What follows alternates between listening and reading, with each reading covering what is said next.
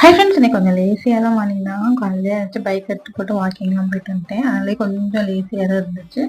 அதோட சரி பிரேக்ஃபாஸ்ட்டுக்கு வந்து மரவள்ளி கிழங்கு வச்சுட்டேன். தம்பிக்கு தோசை ஊற்றிட்டு சிம்பிளாக முடிஞ்சிருச்சு. அப்படி பொறுமையாக பண்ணிட்டு இருந்தேன்.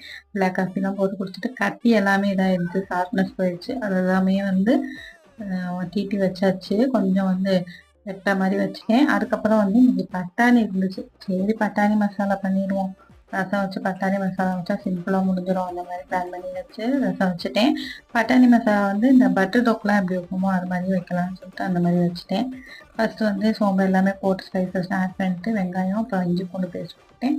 தக்காளி எல்லாத்தையும் அரைச்சி ஊற்றலாமா பார்த்தேன். சரி அப்படியே போட்டுடலாம், வெந்துடும் அப்படின்னு சொல்லி போட்டேன். பட்டாணி கொஞ்சமாக இருந்துச்சு. சரி 2 உருளைக்கிழங்கு போட்டுருவோம்னு சொல்லிட்டு அதையும் 2 வெட்டி போட்டுட்டு கொஞ்சம் தண்ணி ஊற்றி நல்லா வந்து வேக வச்சுட்டேன். நான் வந்து சப்பாத்தி தான் எடுத்துட்டேன். சப்பாத்தி சைட் டிஷ்ஷாக வச்சுட்டேன். ரசத்துக்குமே சைட் டிஷ்ஷாக நல்லா தான் இருக்கும். நீங்கள் சிம்பிளாக முடிஞ்சிருச்சு. நாளைக்கு பார்க்கலாம். Bye friends.